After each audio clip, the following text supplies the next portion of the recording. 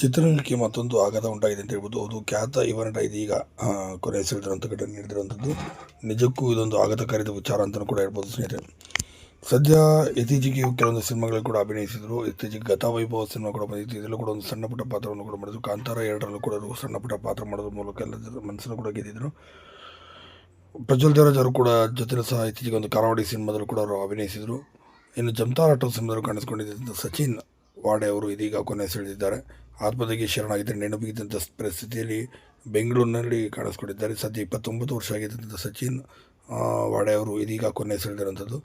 ನಿಜಕ್ಕೂ ಇದೊಂದು ಆಘಾತಕಾರಿ ವಿಚಾರ. ಕೆಲವೊಂದು ವೈಯಕ್ತಿಕ ಕಾರಣಗಳಿಂದಾಗಿ ಮತ್ತು ಕೆಲವೊಂದು ಸಾಲಗಳಿಂದಾಗಿ ಮನನೊಂದಿದ್ರು ಅಂತ ಹೇಳಲಾಗುತ್ತೆ. ಮತ್ತು ಅವಕಾಶಗಳ ಕೊರತೆ ಉಂಟಾಗಿತ್ತು ಅಂತಲೂ ಕೂಡ ಹೇಳಲಾಗುತ್ತೆ. ಈ ಎಲ್ಲ ಕಾರಣಗಳಿಂದಾಗಿ ಬರೀ ಸಣ್ಣ ಪುಟ್ಟ ಪಾತ್ರಗಳು ಮಾಡೋದ್ರ ಮೂಲಕ ಅವರಿಗೆ ಇದ್ದಂಥ ಸಾಲಗಳು ತೀರಿಸಲು ಸಾಧ್ಯವಾಗುತ್ತಿರಲಿಲ್ಲ. ಹೀಗಾಗಿ ಸಾಕಷ್ಟು ನೊಂದೋಗಿದ್ದರು ಸಾಲಗಾರ ಕಾಟಕ್ಕೆ ಅಂತ ಹೇಳಲಾಗುತ್ತೆ. ಈ ಎಲ್ಲ ಕಾರಣಗಳಿಂದಾಗಿ ಮತ್ತು ವೈಯಕ್ತಿಕ ಕಾರಣಗಳಿಂದಾಗಿ ಕೊನೆಯ ಸೆಳೆದಿದ್ದಾರೆ ಎಂಬ ಮಾಹಿತಿಗಳು ಬರ್ತಿರೋ